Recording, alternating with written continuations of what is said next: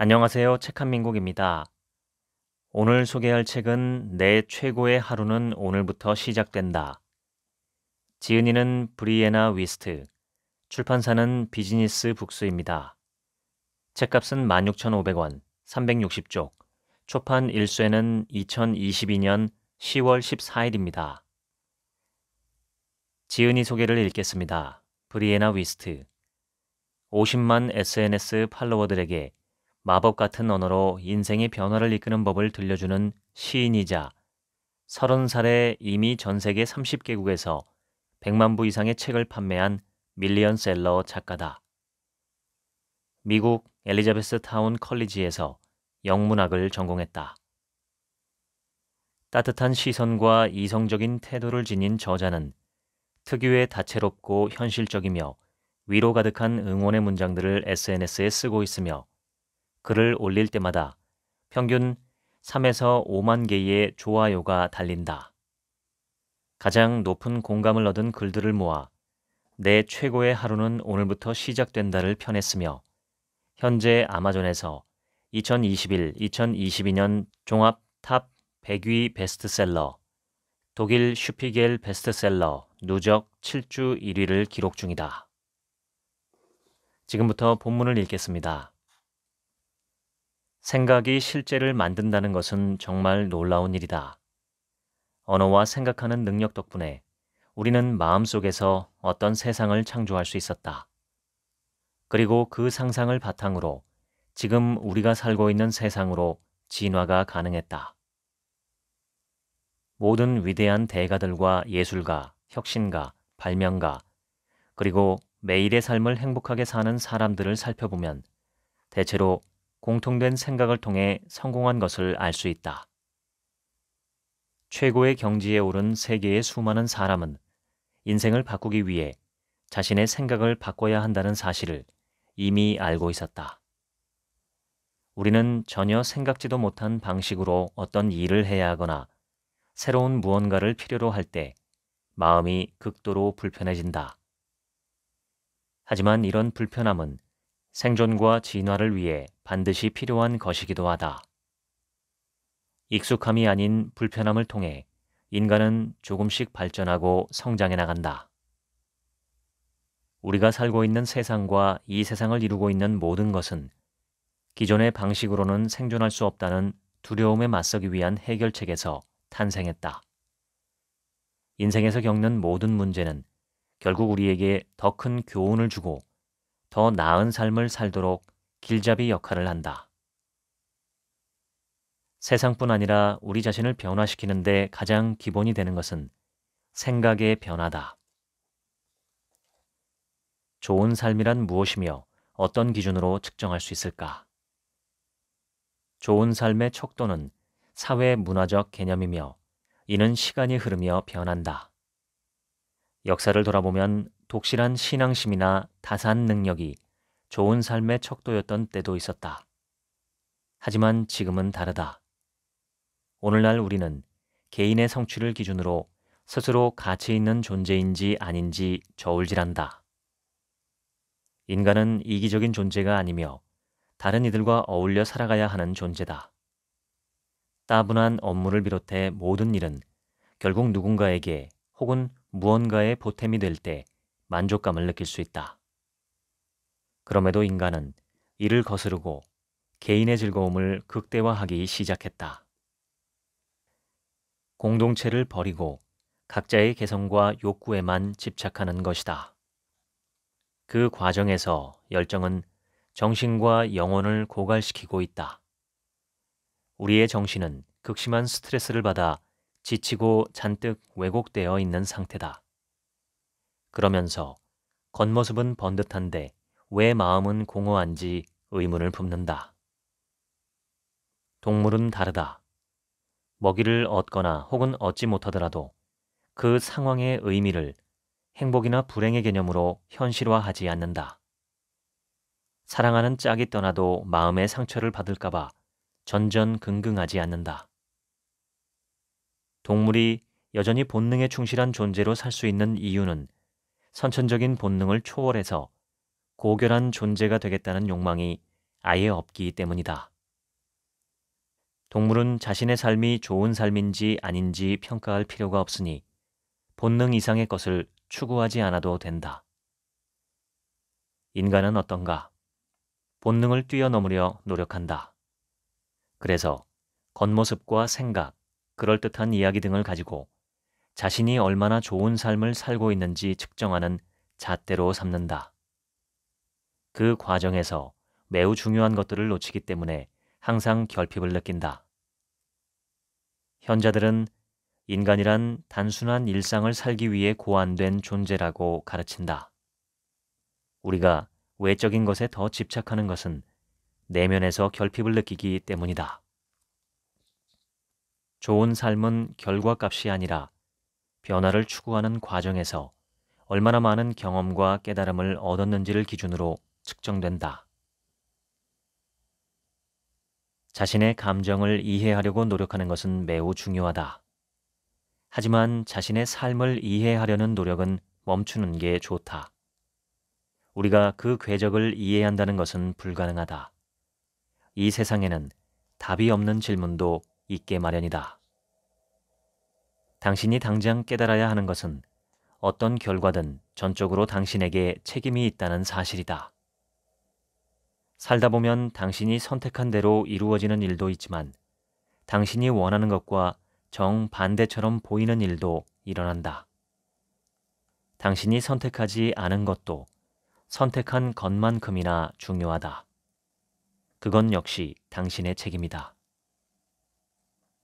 지금 사는 도시에서 평생 사는 게 당신의 운명인지 아닌지는 아무도 모른다. 하지만 당신이 그곳에서 살기로 선택했기 때문에 지금 그곳에서 살고 있는 것만은 분명하다. 누군가를 사귀어 보기 전에는 그 사람과 계속 함께할 운명인지 아닌지 알 수 없다. 새롭고 낯선 것들이 가져다주는 불편함을 감당하기 싫어서 당신은 익숙한 일에서 계속 위안을 찾는다.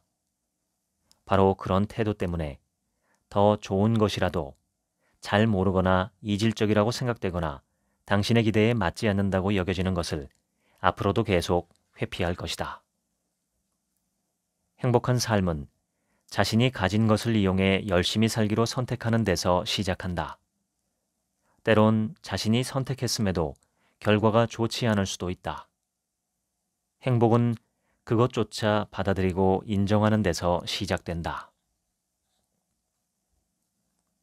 고대 그리스인들은 아는 것과 행동하는 것의 차이를 아크라시아라고 불렀고 선불교도들은 저항이라고 말했다. 사람들은 흔히 꾸물거림이라고 해석하며 생산성에 초점을 두는 몇몇 사람들은 이것을 꽉 막힌 것이라고 이야기한다. 스탠퍼드 대학 경영대학원 석좌 교수 제프리 페퍼와 동대학 공과 교수 로버트 서튼은 최선이 무엇인지 알면서도 무시하고 다른 일을 하는 경험이라고 설명한다. 상식적으로 생각해보자. 우리가 매일 더 잘 먹고 더 일찍 일어난다면 어떨까? 또한 매번 긍정적인 생각을 선택하고 솔직하게 말하며 사람들을 더 진실하게 대한다면 어떨까? 분명 지금보다 더 나은 삶을 살 수 있다. 자기 태만에는 여러 이유가 있다. 하지만 대부분은 안락과 관련되어 있다. 혁신과 문화, 부와 성공 등을 추구하는 현대사회는 좋은 삶이란 고생하지 않는 삶, 가장 편안하게 안정적으로 사는 삶이라고 속삭인다. 하지만 실제 현실은 그렇지 않다. 우리는 안락의 개념을 바꿔야 하고 기존의 생각을 대체할 다른 것을 찾아야 한다. 익숙하고 편한 것이 좋은 것이라는 생각을 버려야 한다. 만약 이 생각을 바꾸지 않고 그대로 놔둔다면 아는 것과 행동하는 것 사이의 격차는 점점 커질 것이다. 당신이 되고자 했던 모습에서 점점 더 멀어져 꿈은 빈 껍데기만 남을 수 있다. 불안은 빈둥거리는 시간에 쌓인다. 우리가 해야 할 일의 대부분은 심각하게 어렵거나 시도하지 못할 정도로 힘들지 않다. 알고 보면 재미있고 보람있으며 우리의 진짜 모습을 표현하도록 만든다. 오늘부터 하나씩 작은 일을 행동으로 옮겨보자. 그러면 추진력은 저절로 쌓인다. 우리는 자신의 잠재력을 분석하기 위해서가 아니라 그 잠재력을 실현하기 위해 태어났다. 사람들은 자신이 원하는 것을 이루기 위해서는 완벽한 준비가 되어 있어야 한다고 생각한다. 혹은 그 일을 이루기 위해 완벽한 재능과 기술이 필요하다고 여긴다. 하지만 이런 생각과 달리 성공은 행동과 습관이 빚어내는 결과물이다. 어떤 일을 잘하는 경지까지 이르기 위해서는 일단 그 일을 꾸준히 할 수 있어야 한다. 글을 잘 쓰는 사람은 많지만 꾸준하게 쓰는 사람은 많지 않다. 꾸준한 실천이 습관이 되면 그것만으로도 성취에 한 발 가까이 다가갈 수 있다. 전문가와 일반인을 구분짓는 것은 엄청난 자기 통제와 절제된 일상, 그리고 변함없는 헌신이다. 재능은 일정 부분 타고나지만 자제력은 스스로 발전시켜야 한다. 하지만 대부분은 그 반대라고 믿는다. 타고난 재능은 별다른 노력 없이도 쉽게 완성될 수 있다고 믿는다. 우리의 자제력은 여전히 제한되어 있다. 이 사실을 이해하는 사람들은 시간을 현명하게 사용한다. 불필요한 의사결정을 없애고 산만함을 줄이고 쓸데없는 일을 최소화한 후에 중요한 것에 집중한다. 시간이 흐르며 이런 행동은 습관, 즉 제2의 천성으로 굳어진다. 안타깝게도 많은 사람이 남들과 같은 부를 거머쥐는데 자기 삶의 목표를 둔다. 그러다 보니 성공한 삶이 얼마나 많은 물질을 소유했느냐로 결정된다. 자신이 좋아하는 것이 무엇인지, 진정으로 가치 있게 여기는 가치관이 무엇인지에 대해서는 소홀하게 여긴다. 다시 말해, 삶의 주도권이 자신에게 있지 않다는 뜻이다. 돈은 우리가 어디서 어떻게 살 것인지를 결정한다. 물론 돈을 통해 많은 기회를 얻을 수 있다. 하지만 얼마나 많은 돈을 버느냐가 삶의 질을 가늠하는 핵심 잣대가 되는 것은 문제다. 그러다 보니 많은 사람이 과시용으로 돈을 활용한다. 은행 잔고를 늘리거나 더 많은 물건을 소유한다고 해서 정말 당신의 삶이 더 가치 있는 것으로 바뀔까? 명확한 자기 신념 없이 세상이 요구하는 대로 맞춰 살아가다 보면 아무리 채워도 만족을 느끼지 못하게 된다. 이것은 디드로 효과라고 하는데, 드니 디드로는 계몽주의 시대의 프랑스 철학자이며 나의 오래된 가운을 버려서 생긴 후회라는 에세이 소설을 썼다. 전해지는 이야기에 따르면 디드로는 매우 검소하게 살며 행복했지만 어느 날 친구가 그에게 화려한 빨간 가운을 선물하자 그 행복이 깨졌다고 한다. 세련된 빨간 가운을 입고 자신의 작은 아파트를 휘젓고 돌아다닐수록 소박하기만 했던 예전의 삶은 점점 더 어울리지 않는 것처럼 보였다. 결국 디드로는 세련된 가운을 입은 사람은 누추한 집에 살면 안 된다고 생각했다. 그래서 가운에 어울리는 새 가구를 장만했다. 그런 다음에는 가운과 가구에 맞춰 새 옷과 옷걸이를 샀다. 마침내 디드로는 화려한 생활을 유지하기 위해 빚에 허덕여야 했고 남은 평생을 피땀 흘려 일해야만 했다. 아마도 돈만큼 사람들의 경배와 사랑을 받는 신은 없을 것이다. 권력을 유지하고 자아를 섬기도록 설계된 물질적 욕망의 시스템을 이토록 철석같이 믿는 시대도 지금껏 없었다. 지금 당신이 물건을 사는데 계속 빠져들어 쳇바퀴를 돌릴 수밖에 없는 욕구 시스템을 설계한 사람들이 바로 그 통치자들이다. 그 결과 당신은 환상 속의 광고 화면을 바라보면서 계속 쳇바퀴를 돌리고 당신의 마지막 목표를 향해 달리는 중이라고 착각한다.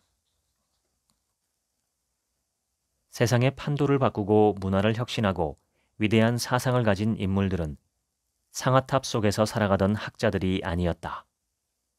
그들이 예외적인 성공을 거둔 패턴을 보면 어떤 것 하나를 절대적으로 옳다고 생각하거나 주어진 그대로 믿지 않았음을 알 수 있다. 그들은 다른 사람의 마음에 들도록 자신의 생각을 이리저리 잘라내거나 고친 적이 없다. 좋은 학점을 받기 위해 자신의 진짜 생각을 억누르거나 숨기지 않았고 다른 사람의 아이디어를 베끼며 그것을 연구하고 우기지도 않았다. 우리의 삶은 다른 사람이 섬기는 우상을 잣대로 가늠되지 않는다. 다른 사람의 돈과 명예를 보며 상실감을 느낄 것도 없다. 그것은 그들의 것이며 나는 나의 것을 찾는 게 중요하다. 평생 뭘 하면서 살지? 라는 질문을 멈춰라.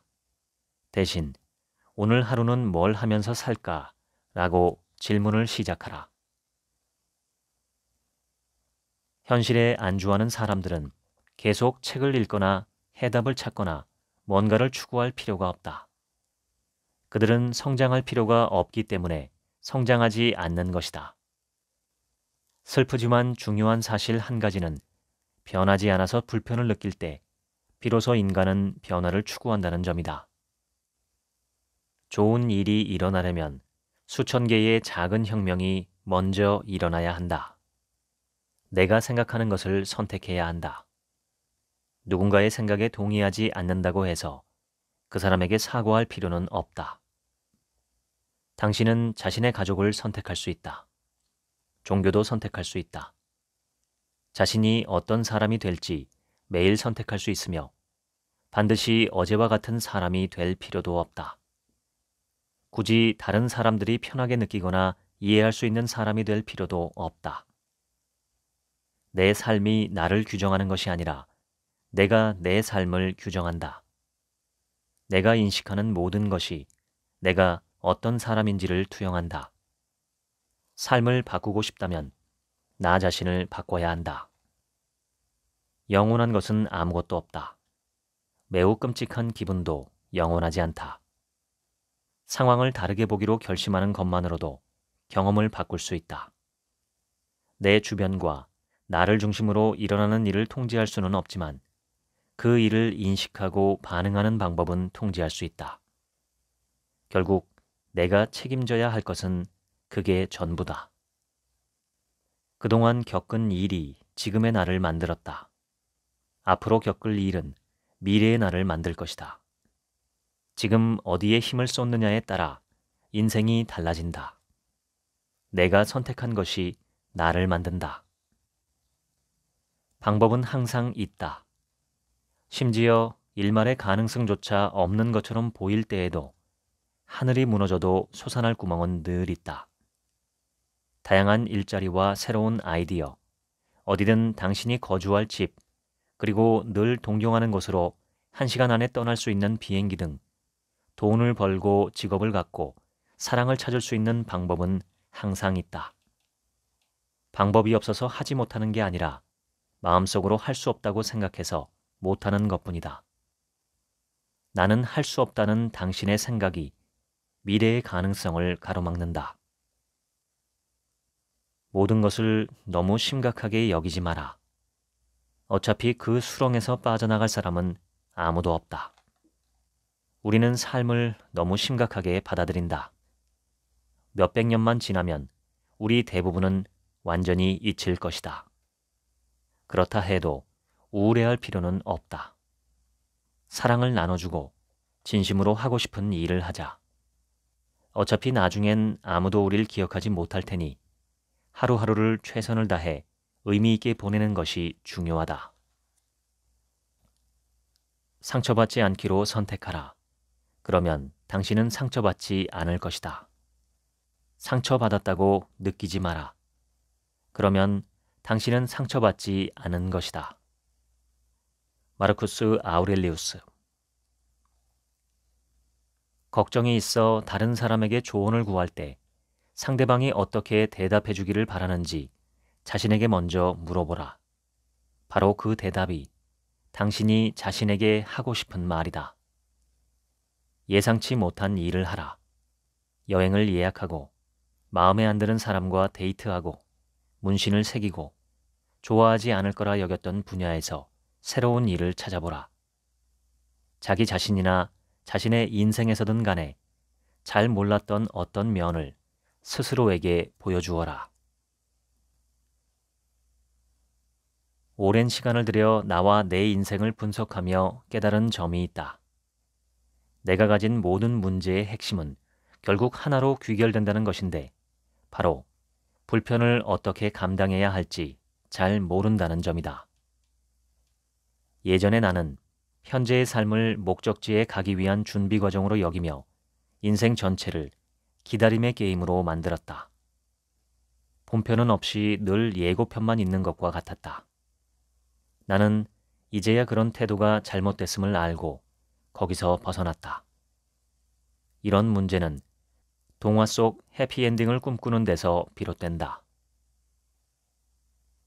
인생은 지금이라는 순간이 연속적으로 더해져 만들어진다.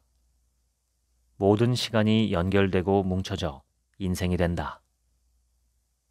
모든 것이 아무 문제 없이 순조롭게 진행되는 것이 행복은 아니다. 행복은 경험이고 감정이다. 지금 당신이 가진 것은 행복을 경험할 수 있는 이 순간뿐이다. 우리가 가진 전부는 지금뿐이다. 그러니 지금 선택해야 한다. 지금 이 순간 보고 느끼는 것 속에서 살아야 한다. 비록 그것이 가슴 아픈 현실이라도 그 현실을 외면하고 좋아질 어떤 날만을 바랄 수는 없다. 전쟁과 사랑, 화해와 조화, 변화를 만드는 아름다운 불화와 혼란 속에서 살아야 한다. 사람들은 자신의 삶을 바꾸고 싶어하고 다른 사람들의 삶도 바꾸고 싶어한다. 눈앞에 보이는 부당함을 바꾸고 싶어할 뿐 아니라 이 빌어먹을 세상을 통째로 바꾸고 싶어한다. 하지만 자기 자신은 절대 바꾸려 하지 않는다. 제일 먼저 바꿔야 하는 것은 다른 무엇도 아닌 자기 자신인데도 말이다. 그럼에도 자기 자신과 세상 보는 방법을 제외한 모든 것을 바꿔야 한다는 지극히 잘못된 생각을 품는다. 이 세상은 거울의 전당이나 다름없다. 거울에 비친 모습이 당신의 생각과 다르다며 거울을 전부 깨뜨릴 수는 없다. 당신이 깨뜨릴 것은 거울이 아니라 당신 자신에 대해 갖고 있는 고정관념이다. 당신의 삶에 문제가 생기는 것은 당신의 생각과 반응 방식에 문제가 있기 때문이다. 살면서 무언가를 받지 못한 것 같은 느낌은 당신이 스스로에게 그것을 주지 않았다는 사실을 직접적으로 투영하는 것이다. 어떤 것이든 당신을 화나게 하는 것은 당신이 보기 싫어하는 자기 내면의 한 부분이다. 삶을 선택할 수 없다고 말하는 것은 행복을 영원히 포기하는 것이니 절대 그러지 마라. 변화를 선택하라. 당신의 일상과 직업, 사는 도시와 습관, 사고방식까지 전부 바꿔라. 아무것도 안 하고 우두커니 앉아서 좌절하지 마라. 당신이 처한 상황이 세상 최악의 시나리오라 할지라도 그 상황을 불평하고 걱정하고 부정적으로 생각하는 것은 결코 아무런 도움도 되지 않는다. 그러니 절대로 그러지 마라. 당신이 행하고 보고 느끼는 모든 것은 당신 자신이 아니라 당신의 상태를 반영하는 것이다. 당신 자신이 믿는 대로 생각을 창조한다. 자신이 바라는 것을 본다. 그리고 자신이 주는 것을 갖게 될 것이다. 우리는 대부분 진짜 행복하다는 게 무엇인지 제대로 몰라서 행복하지 않다. 인간은 태생적으로 어떤 대가를 치르더라도 자신의 가장 큰 욕망을 추구하도록 설계되어 있다. 단지 가장 중요한 욕망이 무엇인지가 관건일 뿐이다. 그런데 인간에게 가장 중요한 욕망은 대개 편안함 혹은 익숙함이다. 사람들은 다양한 이유로 행복을 내팽개치는데 대부분 더 많은 것을 성취하기 위해 행복감을 포기한다. 행복이 선택이라는 사실을 믿지 않는다. 그렇게 믿으면 자신이 행복을 선택하지 않았다는 사실을 인정해야 하기 때문이다. 즉, 행복을 스스로 책임지기를 두려워하는 것이다. 행복은 옳다고 생각하는 방향으로 모든 게 착착 진행돼서 긍정적인 감정이 마구 솟구치는 상태가 아니다. 어차피 그런 행복은 오래 지속되지 못한다. 세계적인 심리학자이자 베스트셀러 작가인 게이 핸드릭스는 거대한 도약에서 행복 허용치 또는 상한선을 언급했다. 이것은 스스로 정해놓은 기분 좋은 감정의 최대 용량을 말한다. 다른 심리학자들은 그것을 기준선이라고 부른다. 이는 우리가 자연스럽게 느끼는 행복의 양이며 어떤 사건이나 상황으로 마음이나 감정이 잠시 변하더라도 결국 원래의 자리로 되돌아가는 상태를 말한다. 우리가 다양한 변화와 도전을 적극적으로 추구하지 않는 이유는 행복 허용치, 바로 상한선 때문이다. 어떤 상황 속에서 익숙하고 편안함을 느끼는 행복의 양을 초과하는 순간 우리는 선을 넘지 않으려고 무의식적으로 자기 방해를 시작한다. 인간은 자신이 잘 아는 것을 추구하도록 설계되어 있기 때문에 말로는 행복을 추구한다면서도 실제로는 가장 익숙한 것만을 찾으려고 한다.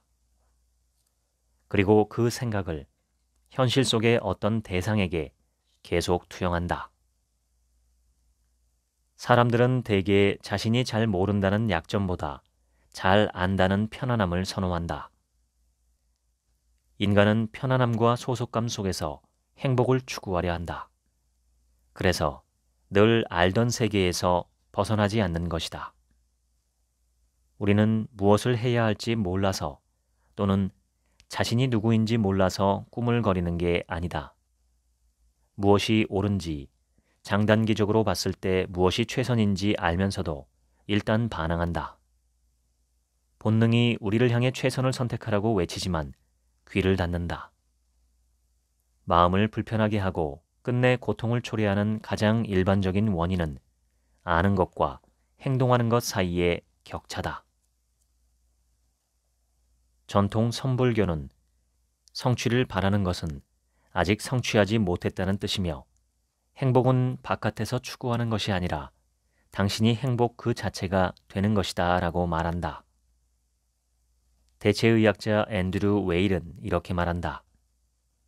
인간이 끊임없이 행복해야 한다는 관념은 대단히 현대적이고 독특하게 파괴적인 생각이다.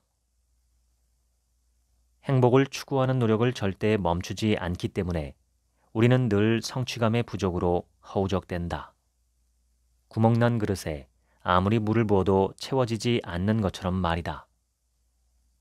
성취감의 부족은 주로 쾌락에 적응해서 비롯된다. 아무리 행복한 일도 일단 적응하고 나면 평범한 일상이 된다는 뜻이다. 인간은 자신에게 일어나는 일에 점점 익숙해져서 무엇을 하든 처음만큼 행복하지 않다. 그리고 변화와 조정, 적응을 거치며 더 많은 것을 갈망한다. 심리학자들은 이것을 기준선이라 부르는데 이는 원래의 상태, 즉 중립으로 돌아오도록 자신을 조절하는 방법이다. 행복해지고 싶다면 행복을 좇는 것을 멈춰야 한다. 행복은 도전적이고 의미 있고 아름답고 가치 있는 일을 할 때 따라오는 부산물일 뿐이다. 단순히 좋은 기분만을 추구하는 것은 행복이 아니다. 궤도를 이탈할 정도로 힘들고 심오해서 인생을 바꿀 만한 일을 할 때만 느낄 수 있는 불편함을 추구하는 것이 오히려 더 현명하다.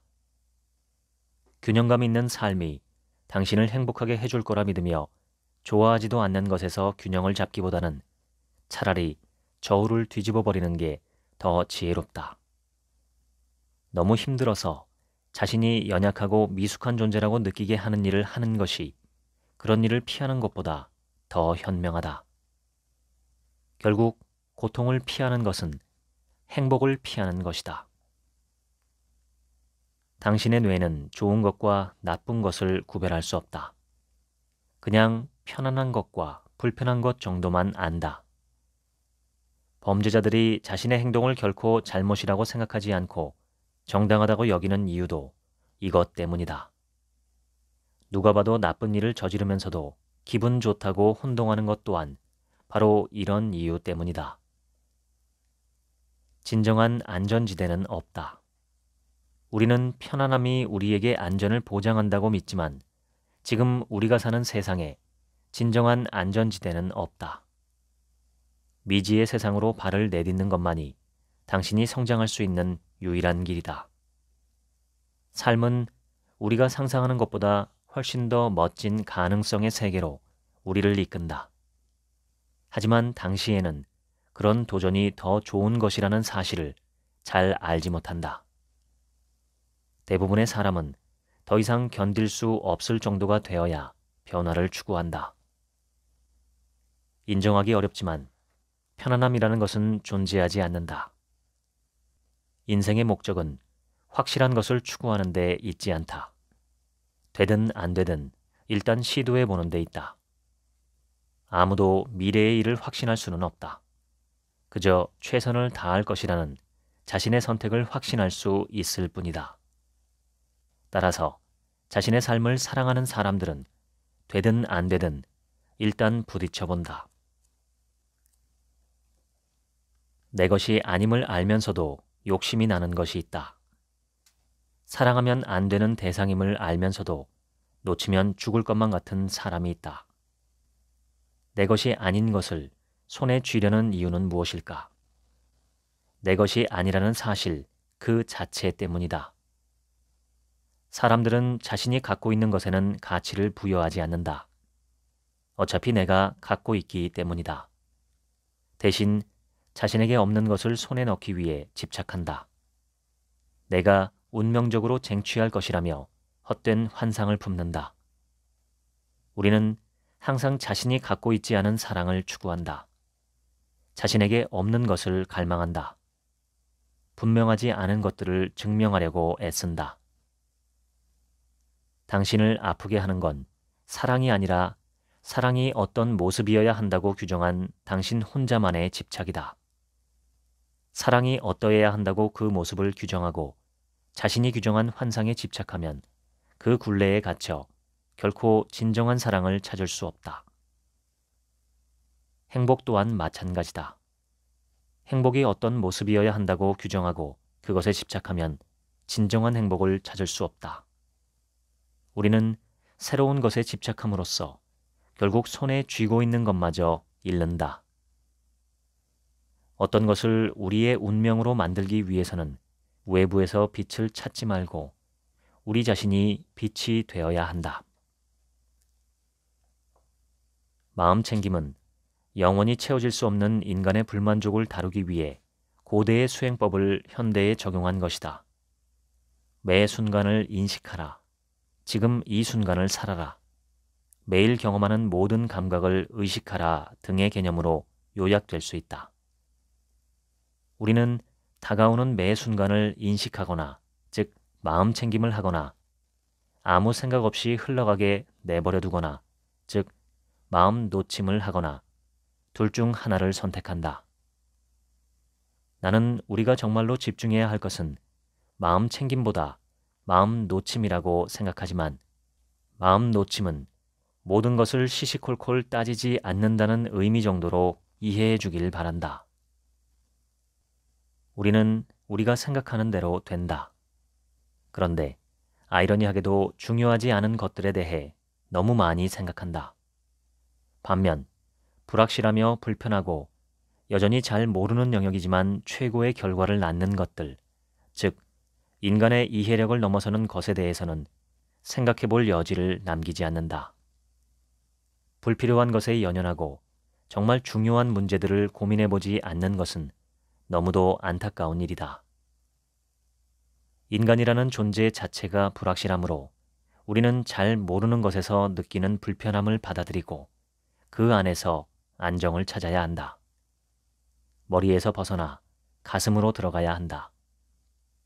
머리만으로는 절대로 이해할 수 없는 어떤 것이 있다는 사실이 모든 인간을 동등한 존재로 만든다.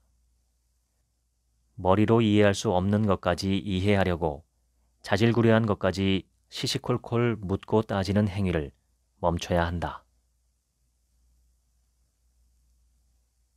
대부분의 사람이 자신의 내면으로 침잠하고 몰두하는 것에 서투르다. 버지니아 대학 파리스 사마라이 교수가 실시한 대부분의 사람들은 무언가를 하는 것이 아무것도 하지 않는 상태보다 더 낫다 라는 연구를 살펴보자. 이 연구에서는 700명 이상의 참가자들에게 6에서 15분 정도 혼자 방에 앉아 생각에 잠기도록 요청했고 실험을 멈추고 싶을 때 누르는 버튼도 함께 제공했다. 버튼을 누를 때는 신체에 약간의 충격이 가해졌다. 참가자 중 67%의 남성과 25%의 여성이 조용히 앉아서 생각하지 않고 자신에게 충격을 가하는 버튼을 눌렀다. 고요한 상태는 심리적으로 반드시 필요하다. 인간은 쉼없이 달리도록 만들어진 존재가 아니며 쉬지 않고 달리는 것은 해로운 결과를 가져온다. 과로하는 것을 자신의 정체성이라고 생각한다면 자신에 대해 잘 알지 못하는 것이며 제대로 살고 있지도 못한 것이다. 아무것도 하지 않는 상태는 생리적 자아를 위해 매우 중요하며 행복하고 평화롭고 균형 잡힌 생활 방식을 유지하는 데 필수다. 인간의 뇌는 아무것도 안 하는 상태에서 초능력을 발휘한다. 무의식 속에 잠겨있던 일을 완수하거나 의식 속에 들어있는 경험들을 통합하고 처리한다. 인간의 신경망은 휴식 상태에서 경험을 처리하고 기억을 굳건히 하며 학습과 주의력과 감정을 강화한다. 인간은 의식이 있다고 해서 계속 에너지를 소비하도록 설계되지 않았다. 가만히 앉아서 자신의 감정을 돌아보고 조절하고 인정하라.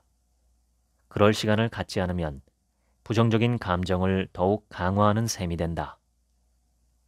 미국 심리학자 스테퍼니 브라운은 이렇게 주장한다.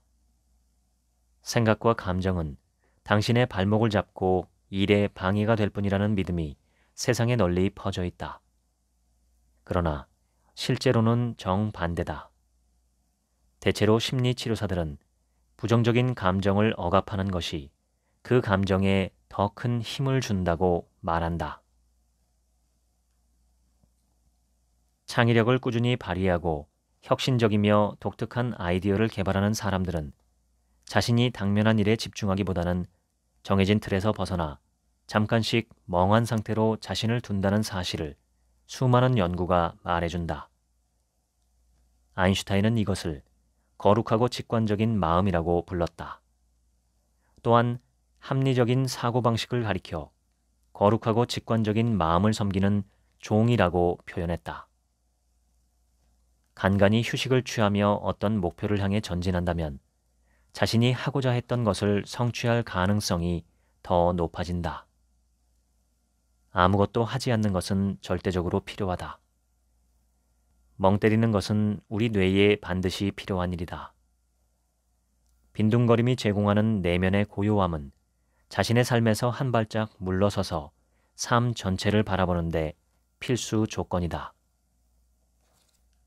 남들과 공유하는 SNS도 없고 당신이 하는 일을 아무도 모른다면 당신은 과연 어떤 일을 할 것인지 스스로에게 물어보라. 이번 주 토요일에는 무엇을 하고 당장 오늘 밤에는 무엇을 할까?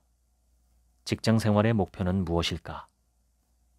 다른 사람의 시선이라는 렌즈를 통해 조용히 자기 자신을 감시하지 않는다면 당신은 누구와 어울리며 어디서 살 것인가?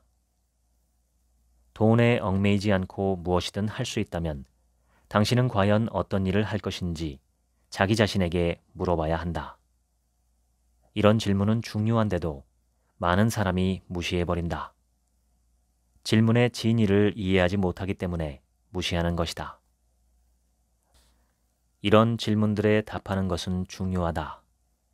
이 질문들의 답을 함으로써 당신이 어떤 것을 중요하게 여기는지 알 수 있기 때문이다. 그리고 그 답을 알아야 당신이 어떤 사람인지 제대로 이해할 수 있다. 멋있게 보이거나 멋진 일을 했음을 증명하기 위해서가 아니라 행복한 순간을 기억하기 위해 사진을 찍어라. 당신을 있는 그대로 인정하는 사람과 일일이 따져가며 평가하는 사람들을 구분해야 한다. 당신을 평가하는 사람들이 당신에 대해 하는 말에 귀 기울이지 마라. 그들이 원하는 당신의 모습에 당신을 맞출 필요가 없다. 왜냐하면 그들은 실체가 없는 사람들이기 때문이다. 오직 당신만이 자기 자신을 평가할 수 있다. 타인의 시선에서 벗어나는 첫 단계는 당신이 신경 쓰는 그 사람들이 실제로 존재하지 않음을 깨닫는 것이다. 우리가 다른 사람을 질투하고 부러워하는 이유는 자신의 내면에 충실하지 못하기 때문이다. 뛰어난 외모를 가진 사람을 질투하는 이유는 자기 자신에 대한 사랑이 부족하기 때문이다. 성공한 작가를 질투하는 것은 사람들에게 칭송받고 싶어서가 아니라 자신은 성공하기 위해 그만큼의 노력을 기울이지 않았음을 알기 때문이다. 1년 중 가장 중요한 날을 어떻게 보내는지 다시 생각해보라. 대체로 명절에만 보는 친척들이나 유대감이 전혀 없는 사람들 또는 만나면 마음이 불편한 사람들과 중요한 날을 보낸다. 이렇게 중요한 날들은 당신을 사랑하는 사람들을 대접하기 위해 파티를 열고 함께 식사하며 선물을 나누는 데 사용해야 한다. 당신의 감정을 억누르며 도덕적 의무감 때문에 아무 의미도 없는 사람들과 앉아 꾸역꾸역 밥을 먹을 필요는 없다. 의미 없는 물건은 전부 버려라. 특히 자신을 특별한 존재로 보이려는 의도로 어떤 물건을 샀다면 그것은 반드시 버려야 한다. 우리가 지닌 물건이 경험을 만들어낸다. 또한 우리가 보는 것과 느끼는 것을 만들어낸다. 매일 함께하는 물건은 우리를 투영하는 수단이다. 그러니 진정 나다운 물건만을 소유하라. 그렇다고 무소유를 주장하거나 가난하게 살아야 한다는 뜻은 아니다. 자신의 목적에 부합하거나 의미가 있는 물건만 지니고 허영심을 뽐내기 위한 물건을 소유하지 말라는 뜻이다. 쓸데없는 물건을 버리면 삶이 달라진다. 그리고 그렇게 하려면 큰 결심이 필요하다. 자신에게 물어보라. 아무도 나를 판단하지 않는다는 것을 안다면 나라는 존재는 어떤 의미일까? 자신이 정한 사회적 기준을 전부 걷어낸다면 애초에 당신이 원했던 것이 보일 것이다. 다른 사람의 시선을 염두에 두지 않은 진짜 자신의 모습 말이다.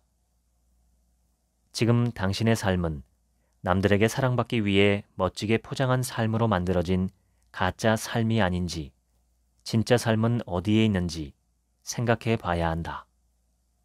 지금까지 내 최고의 하루는 오늘부터 시작된다. 읽어드렸습니다.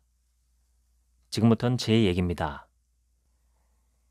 제 생각에 최고의 인생을 살기 위해서 우리가 할 수 있는 가장 좋은 일은 오늘을 잘 사는 것입니다. 영어로 seize the day라는 표현이 있죠. 오늘을 붙잡아라 하는 뜻입니다. 너무 간단해서 실행하기가 어렵습니다. 우리는 언제나 내일이 있다고 생각하니까요. 내일은 없다. 오늘만 있다고 생각하고 오늘만 보람차게 잘 사는 게 어떨까 싶습니다. 건강하고 싶다면 오늘 낮이나 저녁에 1시간쯤 걷고 팔굽혀펴기나 스쿼트 등 한두 가지 근력 운동을 하면 됩니다. 귀찮아서 내일로 미루면 내일이 왔을 때 또 내일로 미룰 수 있습니다.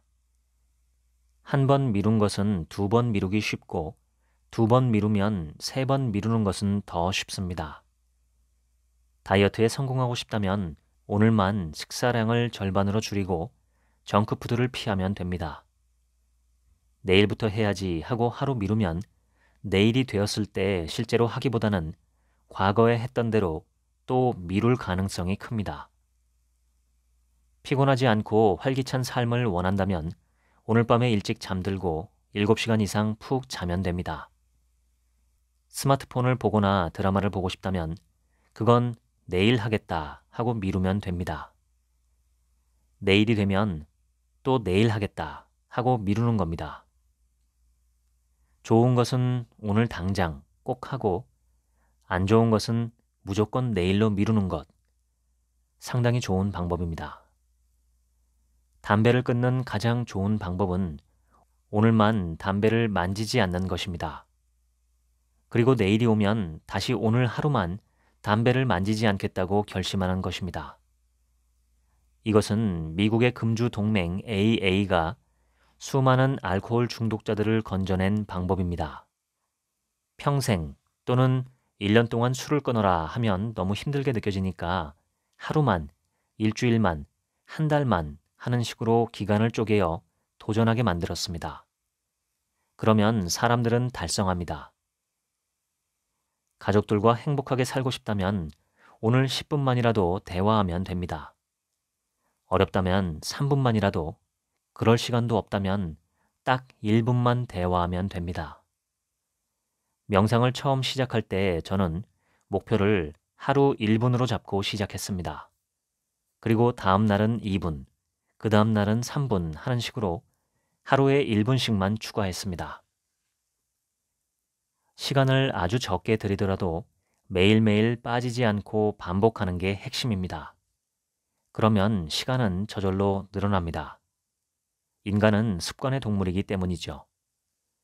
날마다 무언가를 반복하면 나중에는 몸이 기억하고 저절로 됩니다. 운동도 공부도 마찬가지입니다. 하면 좋은 바람직한 행동 또는 습관을 몇 개 정해놓고 날마다 하는지 안 하는지 그 반복 여부를 체크하면 됩니다. 얼마 전에 저는 왜 사람들이 세월이 빠르다고 느끼는지 그 이유 중에 하나를 깨달았습니다.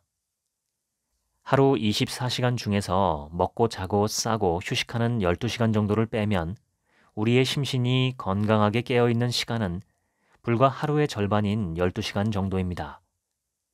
이것도 사실 부지런한 사람의 경우이고 실제 어영부영하며 보내는 시간을 뺀다면 우리는 하루에 8시간 정도만 삶을 경험합니다. 24시간 중에 3분의 1만 경험한다는 뜻이죠. 즉, 1년이란 시간이 지나도 우리는 실제 4개월 정도만 흐른 것처럼 인식합니다. 20년 결혼 생활을 한 사람들은 실제로 7년 정도를 함께 산 것 같은 느낌이 듭니다. 90년을 살다가는 사람은 실제 본인이 깨어있고 능동적으로 누린 시간이 30년쯤 되는 것처럼 인식합니다. 언제나 우리는 주어진 시간의 3분의 1밖에 살지 못합니다. 그러니 세월이 빠르다고 느낄 수밖에요. 변화가 없는 시간은 반복된 시간으로 느끼기 때문에 더 짧게 인식합니다. 시계추처럼 똑같은 일상을 반복하며 살면 세월을 더 짧게 인식할 확률이 높습니다. 미국에 이민 가서 수십 년간 세탁소를 하다가 은퇴하신 분이 미국에서의 자기 삶은 불과 7, 8년밖에 되지 않는 것 같다 라고 얘기했다는 말을 책에서 본 적이 있습니다. 날마다 쳇바퀴 돌듯 같은 일상을 살다 보니 마치 중복된 부분이 소거되듯 사라져서 30년을 일했어도 훨씬 짧은 7, 8년쯤 지난 것처럼 느낀다는 것이죠. 아이를 키워보신 분은 더 잘 아실 겁니다. 어릴 땐 도대체 이 아이가 언제 자라서 어른이 될까 싶은데 다 큰 뒤에 돌아보면 시간은 번개같이 빨리 지나갔습니다. 우리가 실제 누리는 인생의 길이는 명목상 세월의 3분의 1밖에는 되지 않습니다. 100년을 살아도 33년을 산 것 같은 느낌을 주는 것이죠. 이것을 역이용하면 좋지 않은 습관을 끊을 때 편리합니다. 금주나 금연을 원하시면 오늘 하루 8시간만 참겠다고 생각하시면 됩니다. 처음이 힘들지 계속 참다 보면 나중엔 습관적으로 멀리하게 되고 인내의 괴로움도 줄어듭니다. 관성적으로 오늘 하루를 맞이하지 마시고 의도적으로 하루를 살아보는 연습을 하시면 좋겠습니다. 좋은 하루가 좋은 인생을 만들고 보람찬 하루가 보람찬 인생을 만듭니다. 지금까지 책 한 민국의 하루치 생각이었습니다. 감사합니다.